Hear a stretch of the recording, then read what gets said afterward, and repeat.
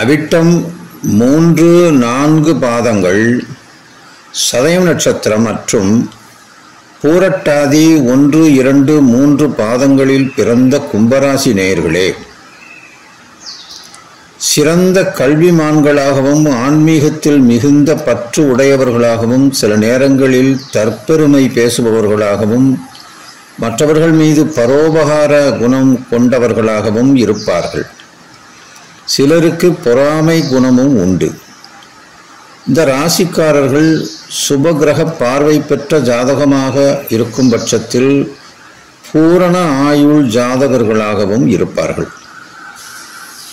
இவர்களுக்கு இந்த முறை பாதச்சனி நடைபெறுகிறது.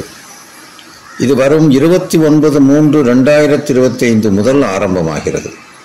அதாவது 7.5 சனியில் 5 வருடம் முடிந்து விட்டது. இன்னும் 2.5 ஆண்டுகள் இந்த பாதச்சனி அல்லது வாக்குச்சனி படுத்தித்தான் விடும் என்பது பழமொழி. நாணயம் கெடுவதும், கல்வி பயில்வோர் மிகவும் கவனத்துடன் படிக்க வேண்டிய நிலையும் ஏற்படும். யாரிடமும் எதற்காகவும் வாக்குவாதம் வைத்துக் கொள்ளாமல், குறிப்பாக குடும்பத்தில் விட்டு கொடுத்து போனால் நன்மையே நடக்கும். வம்பு வழக்குகள் தேடி வரும், கவனம் தேவை.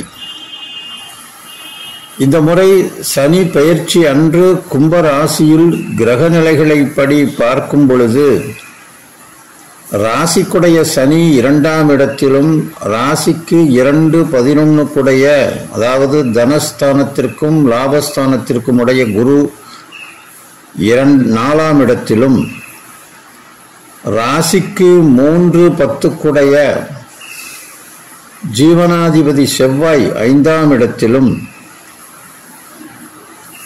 ராசிக்கு 5-8 குடைய புதன், அதாவது பூர்வ புண்ணிய ஸ்தானாதிபதியும் ஆயுள் ஸ்தானாதிபதியுமான புதன் 2ஆம் இடத்திலும், ராசிக்கு 4-9 குடைய சுகஸ்தானத்திற்கும்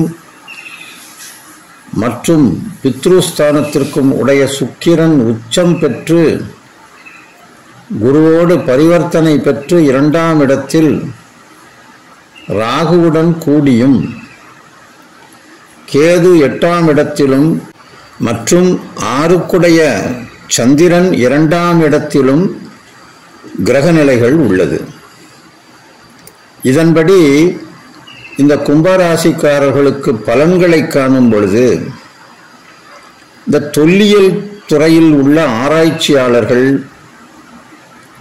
கடல் வாணிபங்கள் செய்வோர், அதாவது இந்த எக்ஸ்போர்ட் அண்ட் இம்போர்ட் செய்பவர்கள், கடல் பயணம் செய்பவர்கள் நற்பலனை அடைவார்கள். தொழிலில் இது போன்ற பிசினஸ், இந்த எக்ஸ்போர்ட் இம்போர்ட் பிசினஸ்ல இருக்கிறவங்க அதிக லாபத்தை பெறக்கூடிய வாய்ப்புகள் உண்டு. மற்ற கிரகநிலைகளை அனுசரித்து காணும்போது ஸ்போர்ட்ஸ், அதாவது விளையாட்டுத்துறை மற்றும் ஷேர் மார்க்கெட், பங்குச்சந்தை போன்றவற்றில் ஈடுபவர்களுக்கு வெற்றி நிச்சயமே இருக்கும். வெளிநாடு பயணம், வெளிநாட்டில் வேலை வாய்ப்பு ஆகியவை சித்திக்கும். உணவுப் பொருட்கள் தயாரிப்பவர்கள் சிறப்பான பலனை அடைவார்கள். கலைத்தொழில், அதாவது சிற்பத் தொழில் அல்லது ஓவியத் தொழில், எழுத்துத்துறை, கலைத்துறை போன்றவற்றில் ஈடுபடுவோர் புகழும் வெற்றியும் பெறுவார்கள். இது நிச்சயம். சிலருக்கு அரசு விருதுகளும் கூட கிடைக்க வாய்ப்புள்ளது. விஞ்ஞான ஆராய்ச்சி, விண்வெளி ஆராய்ச்சி போன்றவற்றில் ஈடுபடுபவர்கள் அல்லது அந்த கல்வியை கற்பவர்கள் வெற்றி காண்பார்கள். சிலருக்கு குடும்பத்தில் மனசஞ்சலத்தை கொடுக்கக்கூடிய இழப்புகள் ஏற்பட வாய்ப்புள்ளது. லாட்டரி அதிர்ஷ்டமும் தங்கம் போன்ற பொருள் சேர்க்கையும் வண்டி வாகன யோகமும் சிறப்பாக அமைந்து மனதிற்கு மகிழ்ச்சி தரும். கடன் பிரச்சனைகள் கட்டுக்குள் இருக்கும். பொருளாதார ரீதியாக எத்தகைய சோதனையையும் வெல்லும் திறமை, ஆற்றல் தானே வரும்.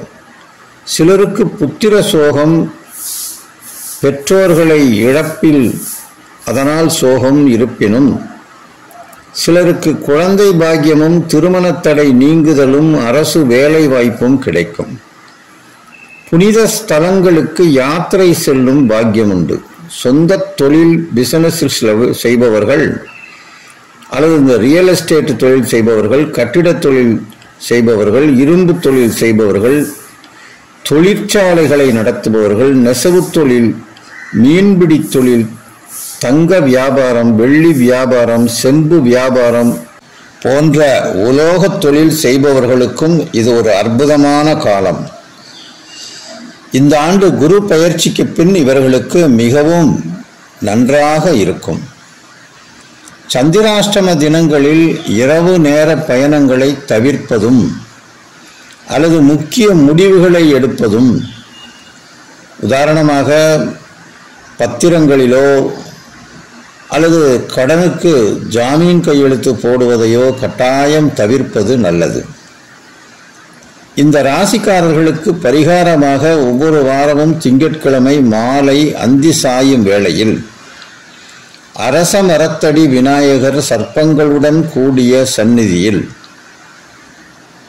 ஒரு வெற்றிலையில் நாட்டு சர்க்கரை பிள்ளையார் பிடித்து, அதாவது நாட்டு சர்க்கரையில் பிள்ளையாரை பிடித்து அதன் கூம்பு பகுதியை லேசாக அழுத்தி அந்த சமதளத்தில் பச்சை கற்பூரம் ஏற்றி அந்த அரச மரம், விநாயகர், சர்ப்பங்களை 7 முறை சுற்றி வர வேண்டும்.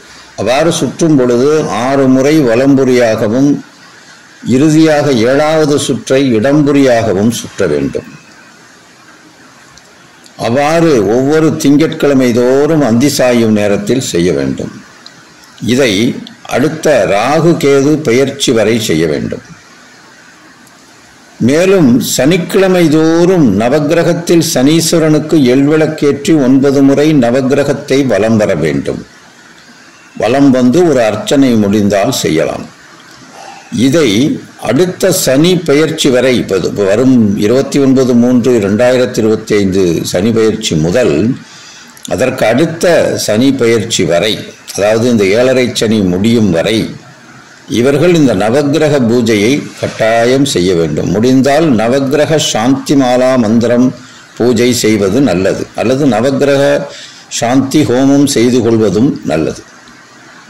நேர்களே, இந்த கும்ப ராசிக்காரர்களுக்கு இந்த பரிகாரங்களை செய்வதாலும், மேலும் நல்ல தர்மமான வழியில் செய்தால், தர்மமான வழிகளை கையாண்டால் சனீஸ்வரன் நன்மையே செய்வார் என்பதை உணர்ந்து, முடியாதவர்களுக்கு, அதாவது கண் பார்வை இல்லாதவர்கள், உடல் ஊனமுற்றவர்கள், மிகவும் வறுமையில் இருப்பவர்கள், முதியவர்கள், நோயுற்றவர்கள் போன்றவர்களுக்கு தேடி சென்று உதவுவது, அவர்கள் மனம் சந்தோஷப்பட்டு உங்களை வாழ்த்தும்படி நடந்து கொள்வது உங்களுக்கு மிகச் சிறப்பான பலனை தரும்.